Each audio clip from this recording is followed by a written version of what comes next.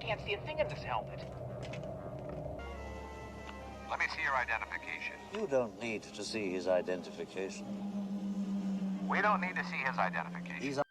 Hello there. Ever since the original Star Wars came out in 1977, the Stormtroopers have always been the primary individuals that were always the face of evil throughout the entirety of the Star Wars universe. From the rise of the Empire to the Galactic Civil War, all the way leading into the First Order and the Final Order, the Stormtroopers have always been the bad guys throughout the entirety of Star Wars and will remain to do so throughout the entirety of Star Wars' history. So today, we are going to be looking at the Stormtroopers leading all the way from the rise of the Empire in 19 BBY all the way to the destruction of the Empire, more specifically Lord Palpatine's Empire at 4 ABY during the Battle of Endor. So without further ado, here we go.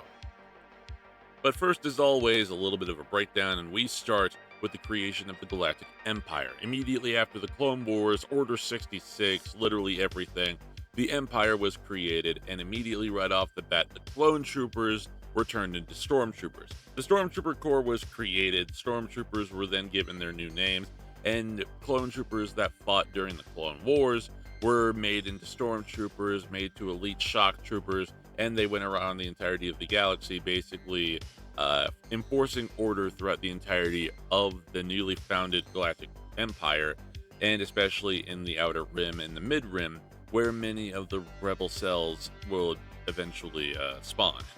Now, right off the bat, the first generation of Stormtroopers were all clones. That was mainly the idea. They kept their old arms, armory, gear, equipment, and literally everything from the Clone Wars, and then it passed down to them whenever they eventually became Stormtroopers in the first stages of the Galactic Empire. And it wouldn't be until about 19 BBY, just a couple of months after the Empire was, founded, that Admiral Rampart would create the idea for Project Warmantle, which basically would be recruiting the entirety of the Galactic Empire civilians to effectively become the new armed forces for the Galactic Empire instead of the clone troopers. And the reason why Project Warmantle was such a great success to begin with was simply due to the fact that it was a lot cheaper. The idea to create clones was effective for like 10 years, prepping for a war that they didn't even know was going to happen, but just creating a clone army is already expensive enough. Creating over 1 million clones, housing them, training them, feeding them, giving them the ability to, have all this great success and be trained for 10 years just to go out onto the battlefield was super expensive and was extremely detrimental to the Republic. Meanwhile, for Project Warmantle, it's a lot easier to just say, oh hey, if you're a patriot, come fight for the Empire, and we'll give you everything that you've ever wanted, like medical care, housing, we'll pay you, and we'll give you every ability that you need to actually become successful in the Empire. And that eventually led to millions, if not tens of millions of people being recruited and going to the Galactic Empire to try to make a life for themselves, which very few individuals actually did.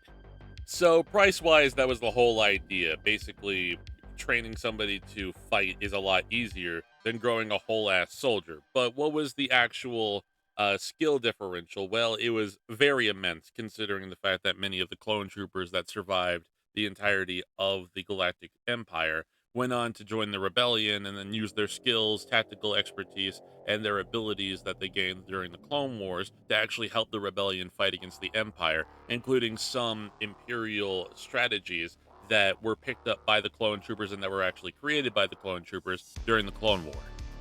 And as soon as Project Warmantle went down, the writing was clearly on the wall. Clone troopers were being slowly phased out as many of them would grow older, would become exiled, would leave the Empire, and would do their own thing, and more Imperial citizens came into the Empire, being promised a new life, prosperity, payment, and everything that they could ever wish for, and would slowly become stormtroopers, military operatives, pilots, engineers, tactical officers, admirals, generals, captains, commanders, everything in between, and the clone troopers would slowly fade from existence, only a handful of them actually being around, and many of the clone troopers that were left from the Clone Wars and the Galactic Empire would be under the service of Lord Vader and be part of the 501st Legion, as he only wanted the best of the best and the most elite clone troopers to be part of his legendary corps.